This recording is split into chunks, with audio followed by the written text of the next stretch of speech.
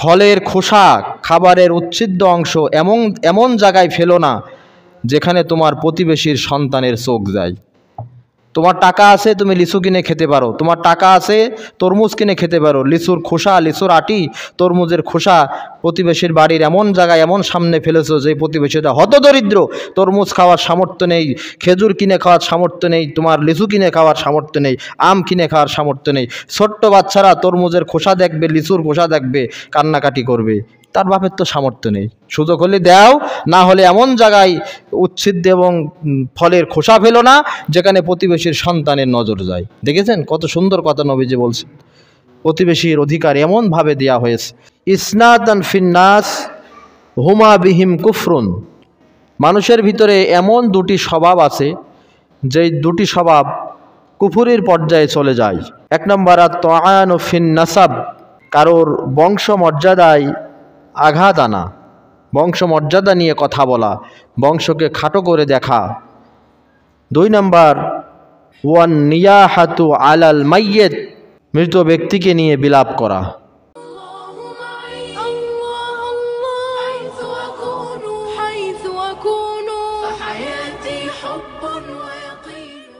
প্রিয় হাজিরিন, কবিরা গুনার আলোচনা আমরা করছিলাম, তারই ধারাবাহিকতায় আজকে কবিরা গুনাহ সংক্রান্ত আলোচনার আজকে সপ্তম পর্ব।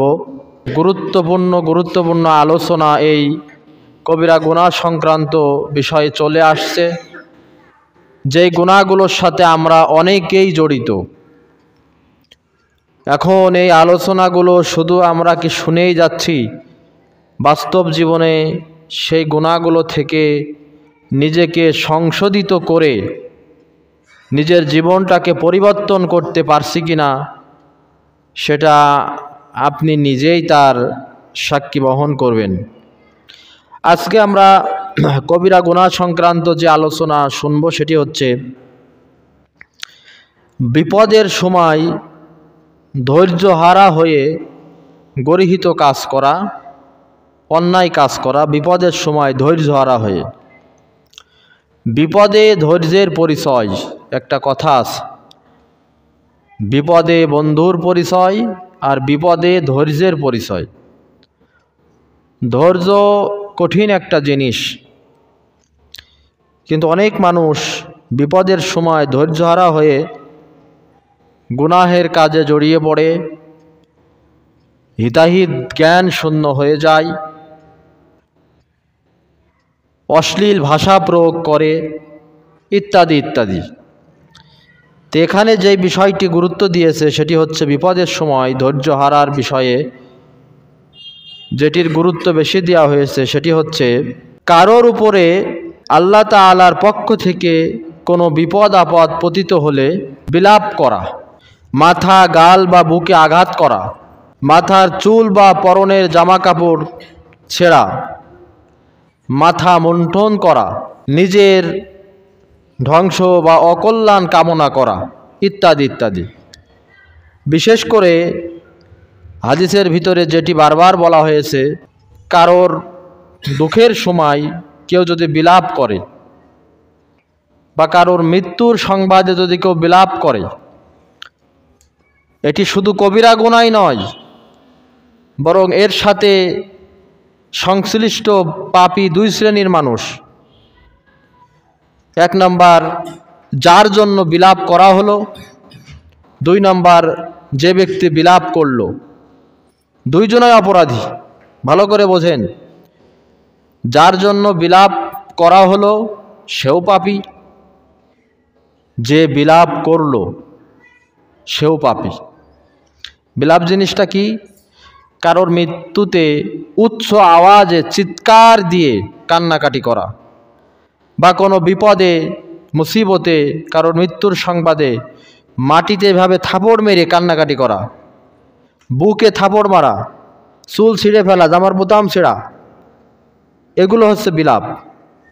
হাদিসের ভিতরে বলা হয়েছে ইসনাতান ফিন্নাস হুমা বিহিম কুফরুন, মানুষের ভিতরে এমন দুটি স্বভাব আছে যেই দুটি স্বভাব কুফুরির পর্যায়ে চলে যায়। এক নম্বর আত-তাআনু ফিন নাসাব, নিজের বংশ মর্যাদা নিয়ে কারোর বংশ মর্যাদায় আঘাত আনা, বংশ মর্যাদা নিয়ে কথা বলা, বংশকে খাটো করে দেখা।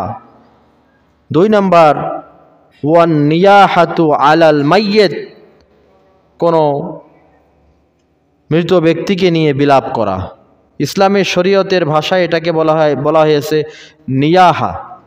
রাসূল করিম সাল্লাল্লাহু আলাইহি সাল্লাম বলেছেন, কোনো বিলাপকারী ব্যক্তি যদি তাওবা না করে, বিলাপ করেছে তাওবা করেনি, এই অবস্থায় মৃত্যুবরণ করেছে, কিয়ামতের কঠিন ময়দানে কবর থেকে যখন তাকে হাসরের মাঠে ওঠানো হবে, আলকাত্রার পোশাক পরিহিত অবস্থায় তাকে কবর থেকে হাসরের মাঠে তোলা হবে।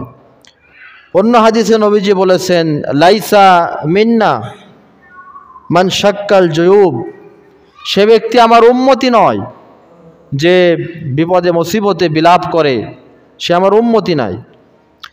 নবীজি হাদিসের ভিতরে বলেছেন, আল মাইয়িতু ইউআজ্জিবু ফি কবরিহি বিমা নিয়াহা আলাইহি, মাইয়িত ব্যক্তিকে, মৃত ব্যক্তিকে কবরে আযাব দেওয়া হয় বিলাপ করার কারণে।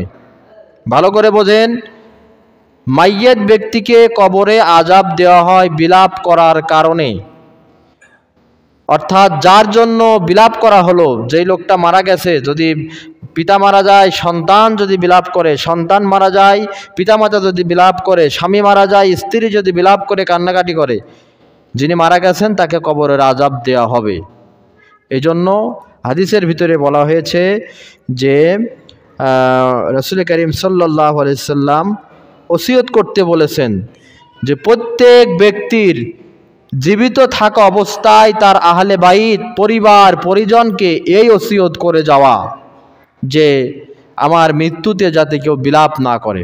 এজন্য এখানে যারা আছেন পুরুষ মহিলা সকলকেই বলছি যে আপনি আপনার পরিবার পরিজন, আপনার আত্মীয় স্বজন, আপনি যাদের সম্পর্কে আপনার এই ধারণা আছে যে আপনার মৃত্যুতে তারা কান্নাকাটি করবে, আপনার আপনজন যারা আছেন তাদেরকে এই ওসিয়ত করে যাবেন যে কাঁদবা, স্বাভাবিক কান্না, রাসূল যেটা নির্দেশ দিয়েছেন, চোখ দিয়ে পানি বেরাবে, শব্দ হবে অল্প, এভাবে কান্নাকাটি করা যাবে। মানুষ আপনজন মৃত্যুবরণ করলে চোখে পানি আসবে, স্বাভাবিক, এটা রহমত করুণা আসতেই পারে, কিন্তু তার মানে তো তাই নয় বিলাপ করে উচ্চ আওয়াজে কান্নাকাটি করবেন, এটা ইসলামের শরীয়তে কখনো বৈধতা দেয় না।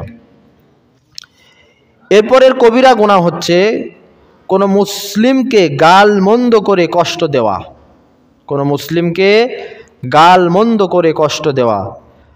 আল্লাহর হাবিব সাল্লাল্লাহু আলাইহি ওয়াসাল্লাম বলেছেন, শিবাবুল মুসলিমি ফুসুক ওয়া কিতালুহু কুফরুন, কোনো মুসলিমকে গালি দেওয়া ফাসিকি আর তাকে হত্যা করা কুফরি।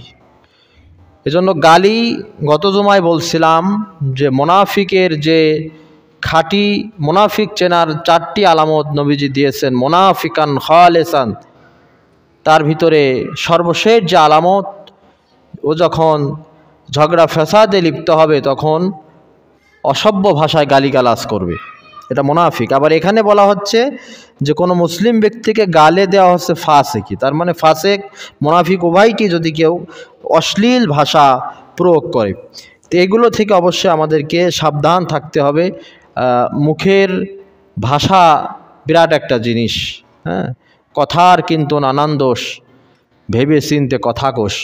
এক হিন্দু কবি বলেছেন, কথার কিন্তু নানান দোষ, ভেবে চিনতে কথা কোষ। নবীজি এমনি বলেনি যে মুখের গ্যারান্টি দাও আর লজ্জাস্থানের গ্যারান্টি দাও, 2টা জিনিসের গ্যারান্টি দাও, আমি নবী তোমাদের জান্নাতের গ্যারান্টি দেবো। কারণ এই মুখের ভাষার কারণেই আজকে মানুষের এই অবস্থা। যত মানুষের বিপদ আপদ মুসিবত অধিকাংশ ক্ষেত্রে দেখা যায় তার মুখের ভাষার কারণে। এজন্য ভাষাকে সংযত করতে হবে এবং স্থির মনে কথাবার্তা বলতে হবে, ভেবে চিনতে অবশ্যই আমাদের কথাবার্তা বলতে হবে।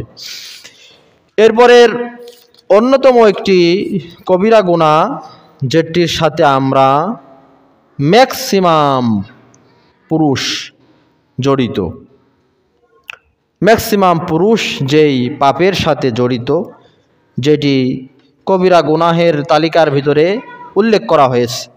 মা আসফালা মিনাল কাবাইনে মিনাল ইজারি ফাফিন্নার, পুরুষদের লুঙ্গি প্যান্ট পায়জামার যে অংশটুকু টাকনুর নিচে থাকবে সে অংশটুকু জাহান্নামে যাবে। কবিরা গুনাহ।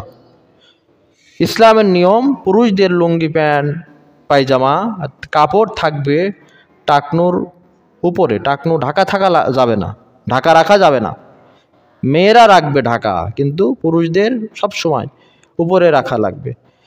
এখানে চিকিৎসা বিজ্ঞানও অনেক গবেষণা করেছেন যে পুরুষদের হরমোন ওখানে থাকে টাকনুর ওখানে, যা সূর্যের আলোর উপরে নির্ভরশীল।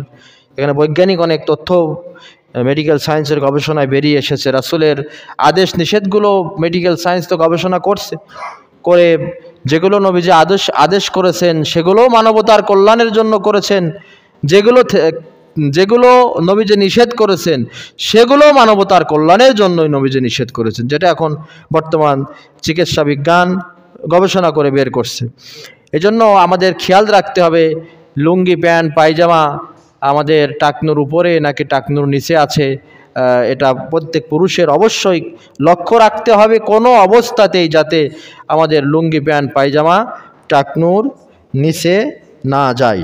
এরপরে কবিরা গুনাহ, পুরুষদের স্বর্ণ অলংকার ব্যবহার করা এটি কবিরা গুনাহ। স্বর্ণের চেন, স্বর্ণের আংটি, এমনকি সোনা রূপার প্লেট গ্লাস এগুলো ব্যবহার করাও ইসলামের ভিতরে নিষেধ করা হয়েছে। তা আমাদের এটি কমন স্বভাব, বিশেষ করে ইয়ং জেনারেশন যারা আছেন, যুব সমাজ তরুণ সমাজ, তাদের ভিতরে লক্ষ্য করা যায় যে তারা এই যে আপনার স্বর্ণের চেন আংটি এগুলো পরিধান করে। এরপরে আমাদের দেশে যখন বিবাহ হয়, বিবাহ এগুলো তো নারীদের ভূষণ, স্বর্ণ অলংকার এগুলো নারীদের ভূষণ।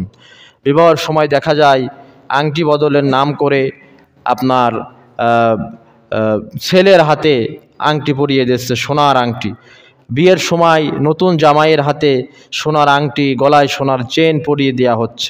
সম্পূর্ণ একটি ইসলামের বিপরীত প্রথা আমরা সামাজিক রসম রেওয়াজে চালু করে ফেলেছি, এবং এটি যে কবিরা গুনাহ, বড় ধরনের গুনাহ, এটা আমরা কেয়ারই করছি না।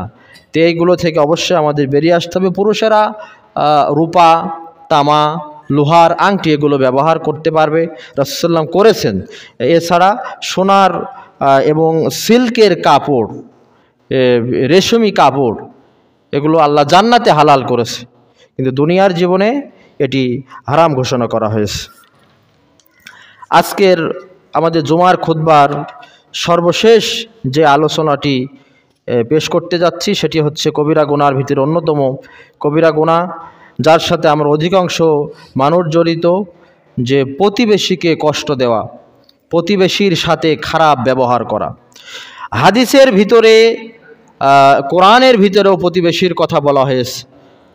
ওয়াল জারি জিল কুরবা ওয়াল জারিল জুনুব, সূরা নিসার 36 নম্বর আয়াতের ভিতরে বলা হয়েছে প্রতিবেশীর কথা। হাদিসের ভিতরে প্রতিবেশীর অধিকার নিয়ে এত বলা হয়েছে প্রতিবেশীর ব্যাপারে, প্রতিবেশীর অধিকার রক্ষা, প্রতিবেশীর পাশে দাঁড়ানো, মানে এত গুরুত্ব দেওয়া হয়েছে। নবীজি বলছেন আমার ভয় হতে লাগলো, যে হারে আল্লাহ আমাকে প্রতিবেশীর অধিকারের ব্যাপারে তাগিদ দিচ্ছেন। নবীজি বলছেন আমার ভয় হতে লাগলো, যেমন সন্তানের পিতার সম্পদের ওয়ারিশ সন্তান হয়, না জানি এই প্রতিবেশীকেও আল্লাহ তাআলা সম্পদ দিতে হবে, সম্পদের ওয়ারিশ বানাতে হবে, এরকমের আয়াত নাজেল হয়ে যায় কিনা। নবীজি বলছেন আমি ভয়ে আছি, এত অধিকার প্রতিবেশীর ব্যাপারে দেওয়া হয়েছে। তো প্রতিবেশীর হক আদায় করতে হবে। প্রতিবেশী কারা? প্রতিবেশী আপনার আশপাশে যারা আছেন তারাই প্রতিবেশী। প্রতিবেশীর সংজ্ঞা বিভিন্ন মনীষী, বিভিন্ন আলেম বিভিন্নভাবে দিয়েছেন। হাসান বসরি বলেছেন আশপাশে 40 ঘর পর্যন্ত প্রতিবেশী।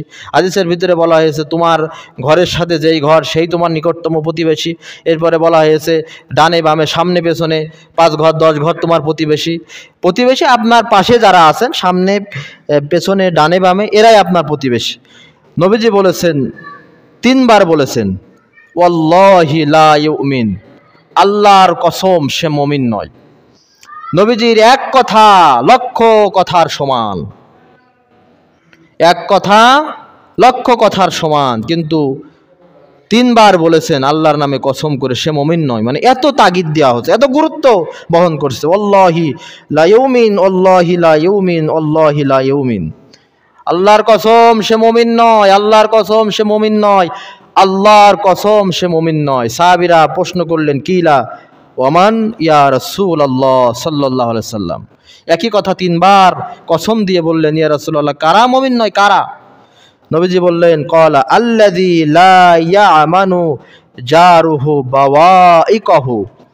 সে মুমিন নয় যার অনিষ্টতা থেকে, যার হাত আর মুখের খারাপ ব্যবহার থেকে তার প্রতিবেশী নিরাপদ নয়, সে মুমিন নয়। মুখের ভাষা থেকে, হাতের খারাপিয়াত থেকে যে প্রতিবেশী নিরাপদ নয়, তিনবার নবীজি কসম করে বললেন সে মুমিন নয়। এরপরে অন্য হাদিসের ভিতরে বলা হচ্ছে, লা তাদখুলুল জান্নাহ, সে ব্যক্তি জান্নাতে প্রবেশ করবে না। মাল্লা ইয়ামানু জারুহু বাওয়াইকা, যার অনিষ্টতা থেকে তার প্রতিবেশী নিরাপদ নয়, সে ব্যক্তি জান্নাতে প্রবেশ করবে না। নবীজি প্রতিবেশী আবার তিন রকম আছে। আমরা ছাত্রছাত্রীদের যেভাবে পড়াই ক্লাসের বইয়ে, সেখানে বলা হচ্ছে প্রতিবেশী তিন প্রকার। তিন প্রকারের প্রতিবেশীর হকও তিন রকম। দেখবেন আপনার পাশে আপনার আত্মীয়, আবার সে মুসলমান, তাহলে এর হক তিনটে। কিভাবে? এক নম্বরে সে আপনার প্রতিবেশী, দুই নম্বরে সে মুসলিম ভাই, তিন নম্বরে আপনার আত্মীয়। আর একজন আপনার আত্মীয় নয় কিন্তু মুসলিম আবার প্রতিবেশী, এর হক দুই রকম। আর আপনার পাশে একজন আছে, সে আপনার আত্মীয়ও না আবার মুসলিমও না, হিন্দু, এরকম আছে না, সেও আপনার প্রতিবেশী। উভয় ক্ষেত্রে ভালো ব্যবহার করতে হবে, কোনো অবস্থাতেই যাতে কষ্ট না পায়। এমনকি হাদিসে এমনভাবে দেখেন রাসূল করিম সাল্লাল্লাহু আলাইহি সাল্লাম যে কত গভীর কথা বলেছেন। হ্যাঁ, ভুক্তভোগী লোক ছাড়া এগুলো বুঝবেন না। আল্লাহর হাবিব বলেছেন, প্রতিবেশীর বাচ্চারা কষ্ট পাবে এরকম কাজও করা যাবে না। এমন করে হাদিসের ভিতরে বলা হয়েছে যে ফলের খোসা, খাবারের উচ্ছিদ্য অংশ এমন জায়গায় ফেলো না যেখানে তোমার প্রতিবেশীর সন্তানের চোখ যায়। তোমার টাকা আছে, তুমি লিচু কিনে খেতে পারো, তোমার টাকা আছে তরমুজ কিনে খেতে পারো, লিচুর খোসা, লিচুর আটি, তরমুজের খোসা প্রতিবেশীর বাড়ির এমন জায়গায় এমন সামনে ফেলেছো যে প্রতিবেশীটা হতদরিদ্র, তরমুজ খাওয়ার সামর্থ্য নেই, খেজুর কিনে খাওয়ার সামর্থ্য নেই, তোমার লিচু কিনে খাওয়ার সামর্থ্য নেই, আম কিনে খাওয়ার সামর্থ্য নেই। ছোট্ট বাচ্চারা তরমুজের খোসা দেখবে, লিচুর খোসা দেখবে, কান্নাকাটি করবে, তার বাপের তো সামর্থ্য নেই। সুযোগ হলে দাও, না হলে এমন জায়গায় উচ্ছিদ্য এবং ফলের খোসা ফেলো না যেখানে প্রতিবেশীর সন্তানের নজর যায়। দেখেছেন কত সুন্দর কথা নবীজি বলছেন। প্রতিবেশীর অধিকার এমনভাবে দেয়া হয়েছে, আমাদের দায়িত্ব। আবার অনিষ্টতা থেকেও আমাদের প্রতিবেশীরা আমার থেকে নিরাপদ কিনা। সামান্য লাউ গাছ, সিম গাছ কেটে, গ্রাম অঞ্চলে যেটা হয় আর কি, লাউ গাছ, সিম গাছ কেটে দেওয়া নিয়ে, বাড়িতে মুরগি যাওয়া নিয়ে, ছাগল যাওয়া নিয়ে এমন গন্ডগোল বাধায়, সে আর মানে কোর্ট কাছারি পর্যন্ত চলে যাওয়া লাগে। হ্যাঁ, আল্লাহর হাবিবের কাছে দুইজন মহিলা দৃষ্টান্ত পেশ করা হয়েছে। আল্লাহর হাবিবের কাছে একজন এসে বলছেন, ইয়া রাসূলুল্লাহ, ইন্না ফুলানাতান তুসাল্লিল লাইলা ওয়া তাসুমুন নাহার। আমার একজন প্রতিবেশী মহিলা আছে, ফরজ নামাজের পাশাপাশি গভীর রজনীতে উঠে তাহাজ্জুদের নামাজ পড়ে। তাহাজ্জুদের নামাজ পড়া অনেক কষ্টের আমল, সবার দ্বারা তাহাজ্জুদের নামাজ আদায় করা এটা ভাগ্য জোটে না, সম্ভব হয় না। ইয়া রাসূলুল্লাহ, আমার ওই প্রতিবেশী ফরজ নামাজ তো পড়েই, নিয়মিত তাহাজ্জুদ পড়ে, ফরজ রোজা রাখে, আবার তাসুমুন নাহার, দিনের বেলায় নফল রোজাও রাখে। সম্পদ থাকার কারণে আল্লাহ রাস্তায় দান সদকাও করে, কিন্তু অফি লিসানিহা শাইয়ুন ইউজি জিরানাহা, তার মুখের ভাষার দ্বারা আমরা প্রতিবেশীরা নিরাপদ নয়। আল্লাহর হাবিব বললেন, লা খায়রা ফিহা, তার ওই নামাজ, তার ওই রোজা, তার ওই দান সদগায় কোনো কল্যাণ নেই। হিয়া ফিন্নার, ওই মহিলা জাহান্নামী, ওই মহিলা জাহান্নামী। ইয়া রাসূলুল্লাহ, আমার একজন প্রতিবেশী আছে, নফল নামাজ নফল রোজা অত করতে পারে না, গরিব হওয়ার কারণে আল্লাহ রাস্তায় দান সদগাও করে না, কিন্তু তার মুখের ভাষার দ্বারা আমরা সন্তুষ্ট, সে প্রতিবেশীর হক আদায় করে। আল্লাহর হাবিব বললেন, হিয়া ফিল জান্নাত, আমল কম তাই কি? আমি নবী বলছি ওই মহিলা জান্নাতি। সুবহানাল্লাহ। তাহলে প্রতিবেশী, এরপর আমরা আরও জানি যে ওই যে, যদিও এটা হাদিস সম্মত নয়, মানুষ যখন মৃত্যুবরণ করে, আমাদের এলাকায় এই রেওয়াজগুলো নেই, চট্টগ্রাম সিলেট বিভিন্ন এলাকায় আছে, আমরা দেখি, আমরা বিভিন্ন জায়গায় এইসব এলাকায়, চুয়াডাঙ্গার কিছু কিছু এলাকায় দেখেছি জানাজায় অংশগ্রহণ করতে, যে মৃত্যুবরণ করার আগে ওনার সন্তান বা কেউ অভিভাবক দাঁড়িয়ে উপস্থিত, জানাজায় উপস্থিত মানুষের উদ্দেশ্য করে বলে যে আমার মা আমার ভাই যে মারা গেছে আর কি, তাকে উদ্দেশ্য করে বলে, লোকটা কেমন ছিল? মরে গিয়েছে, এখন কেউ কি বলবো নাকি লোকটা খারাপ ছিল? 100টি হ্যাঁ ভালো ছিল, 3বার জিজ্ঞেস কেমন ছিল। তার মানে ওরা জানে, হাদিস জানে যে মানুষ যখন মৃত্যুবরণ করে, প্রতিবেশী যদি অন্তরস্থল থেকে বলে লোকটা ভালো, আল্লাহর হাবিব বলেছেন ওই প্রতিবেশী জান্নাতি। তো এই সার্টিফিকেট আপনি আমার যদি কানে বন্দুক ধরে বলেন যে, কাবা ঘরের ইমাম সাহেবের কানে বন্দুক ধরে যদি বলেন যে হুজুর দোয়া করেন আপনি কাবা ঘরের ইমাম, আল্লাহ যেন আমাকে জান্নাতের সর্বোচ্চ স্থান দেন। কাবা ঘরের ইমাম আপনার জন্য যতই হাত তুলে দোয়া করুক, আপনার মনের খবর রাখেন কে? আল্লাহ। প্রতিবেশীর সার্টিফিকেট মরার পরে মানুষের কাছে জোর করে আদায় করার কোনো সুযোগ নাই। আপনি মৃত্যুবরণ করবেন, আপনার প্রতিবেশী আপনার জন্য কাঁদবে, এটা আপনার জন্য সর্বশ্রেষ্ঠ দোয়া। দোয়া জিনিস চেয়ে পাওয়া যায় না, দোয়া জিনিসটা অন্তর থেকে হয়। অন্তর থেকে কারোর সম্পর্কে ভালো ধারণা পোষণ করা, এটাই সর্বশ্রেষ্ঠ দোয়া। আর অন্তর থেকে কারোর সম্পর্কে খারাপ ধারণা পোষণ করা, এটাই তো বদদোয়া। সুতরাং এমন চরিত্র করিবে গঠন, মরণে হাসিবে তুমি, কাঁদিবে তোমার জন্য গোটা ভুবন। প্রতিবেশীর সাথে আপনার ব্যবহার আচরণ কেমন, আপনি একটু চিন্তা করে দেখবেন যে আমার প্রতিবেশীর সাথে আমার সম্পর্কটা ভালো কিনা।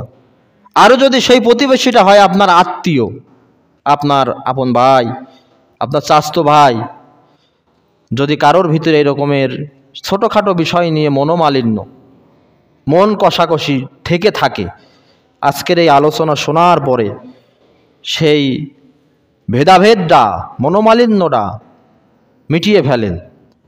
মানুষের কাছে মাপ চাইলে ছোট হয় না, মানুষ বড় হয়, এটা মানুষ বোঝে না। সে মনে করে আমি ভুল করেছি, আমার পাওয়ার আছে, তো সমস্যা কিস? নিজের দোষ স্বীকার করতে চায় না। এই দোষ স্বীকার না করার কারণে আজকে গোটা দেশব্যাপী, গোটা বিশ্বব্যাপী এই অবস্থা। আপনি একটু সরি বলেন না কেন? একটু আপনি বয়সে বড় তাই কি ছোট ভাইয়ের কাছে যে একটু করেন না কেন?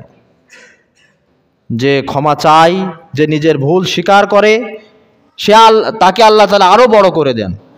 আর যে নিজের ভুলের উপরে টিকে থাকে, নিজের জিদ, নিজের অহংকার, নিজের গর্ব অহংকারের উপরে টিকে থাকে, তার বিপদ আরও জটিল হয়ে যায়। এক বক্তব্যই কত কিছু ঘটে গেল। ফেসবুকে এখন ব্যাপক আকারে লেখা হচ্ছে যে এক বক্তব্যে গদি শেষ, আর এক বক্তব্যে বাড়ি শেষ। এইগুলো মুখের ভাষা এবং গর্ব অহংকারের ভাষার কারণে এই অবস্থা।